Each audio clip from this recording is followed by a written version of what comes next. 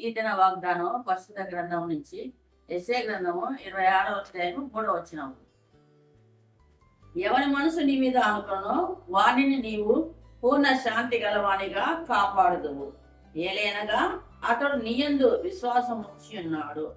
ఇక్కడ వాక్యం ఏమి సెలవుస్తుందంటే, ఎవరి మనసు నీ మీద ఆనుకున్నావు అంటే, ఎవరి మనసు అయితే దేని మీద ఆనుకుంటుందో వాళ్ళను దేవుడు పూర్ణ శాంతి కలవాలుగా కాపాడుతానని వాగ్దానం చేస్తున్నావు అన్నమాట. ఎవరి మనసు అంటే నీ మనసు దేని మీద ఆనుకుందో లేదో ఈ దినమున పరీక్షించుకో. ఎందుకంటే నువ్వు ఆనుకుంటే నీకు పూర్ణ శాంతి కలిగిస్తారు. ఇప్పుడు ఎవరైనా మిమ్మల్ని అడిగినప్పుడు మీరు ఎలాగున్నారు అంటే ఏం చెప్తారు?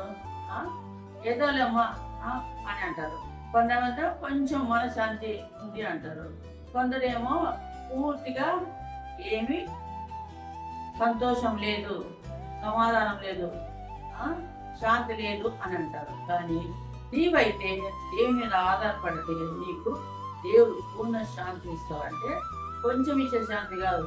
దేవుడు అంటున్నమాట, నా యందు విశ్వాసం నుంచి వాడు నిత్య జీవనకు వారసవుతాడు, తర్వాత వాడిని పూర్ణ శాంతి గల వాడిగా చేస్తామని అని అంటాడు కదా. నీ భారం యెహోవా మీద మోపంటాడు. కాబట్టి నువ్వు దేవుని మీద ఆధారపడు.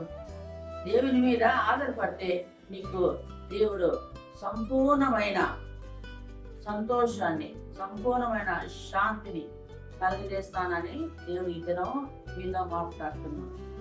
నువ్వు ఒకవేళ దేవుని మీద ఆధారపడి ఉంటే ధన్యుడవు, ధన్యురాలవు అవుతావు అన్నమాట. ఈ దినమున నువ్వు దేవుని మీద ఆధారపడుతున్నావా? దేవుని మీద ఆధారపడితే నీకు దేవుడు పూర్ణ శాంతిని ఇస్తా అని చెప్పేసి, నేను కాపాడుతానని చెప్పేసి దేవుడు వాగ్దానం చేస్తున్నాడు. కాబట్టి అయితే ఇంకొక మాట ఉంది, ఏలైనగా అతడు నీ యందు విశ్వాసం ఉంచున్నాడు. ఎవరైతే దేవుని యందు విశ్వాసం ఉంచుతారో వాళ్ళ పక్షాన దేవుడు పూర్ణ శాంతి అనుగ్రహించి కాపాడతానికి ఈ దినం వాగ్దానం చేస్తున్నాడు. కాబట్టి నీవు దీనికి సిద్ధంగా ఉన్నావా? దేవుని యందు విశ్వాసం ఉంచుతున్నావా? ఒకవేళ దేవుని యందు విశ్వాసం ఉంచితే నీవు ధన్యుడు, ధన్యురాలవు.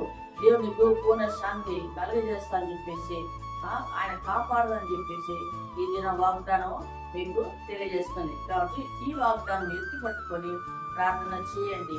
మీకు దేవుడు పూర్ణ శాంతిని ఇస్తాడు. మిమ్మల్ని కాపాడుతూ ఉంటాడు, మీకు రక్షకుడుగా ఉంటాడు.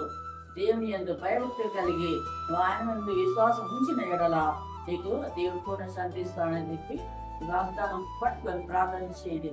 దేవుడు అలాంటి కృప నీకు మనందరికీ దయచేయుగాక. ఆమేన్. ప్రార్థన చేసుకుందాం. పరలోకమందున మా తండ్రి, నీ పరిశుద్ధమైన నామానికి స్తోత్రం చెల్లిస్తాం తండ్రి. యుద్ధకాల సమయంలో ప్రభా నాయన, మీరు నాయన యెషయా గ్రంథం నాయన 26 నాయన 3వ వచనం ప్రకారం మీరు మాతో మాట్లాడుతున్నారు ప్రభా. నీ యందు మేము తన్ని ఆనుకుంటూ తనైనా అయ్యా, నీ యందు ప్రభానైనా మేము నాయన ఉంటే ప్రభా మీరు పూర్ణ శాంతి గలవారిగా నాయన చేస్తా అని చెప్పేసి నాయన కాపాడుతా అని చెప్పి నాయన, ఎందుకంటే నైనా మేము నీ యందు విశ్వాసం ఉంచితే ప్రభానైనా మేము ఆ విధంగా దీవిస్తా అని చెప్పిన, ఆస్వాదిస్తా అని చెప్పిన, పూర్ణ శాంతి గలవారుగా చేస్తా అని చెప్పి నీ వాగ్దానం సెలవిస్తున్నది. ఈ దిన ప్రతి బిడ్డ ఈ వాక్యం వింటున్న ప్రతి బిడ్డ జీవితంలో ప్రభావ పూర్ణ శాంతిని అడిగించి వారు నీ పైన ఆనుకొని ప్రభానైనా నేను వెంబడించే భాగ్యం దయచేసి మీ సమస్త మీకు అప్పగించుకోడు యేసు నామములో అడిగి విడుకొంచున్నా పరమ తండ్రి. ఆమేన్. God bless you.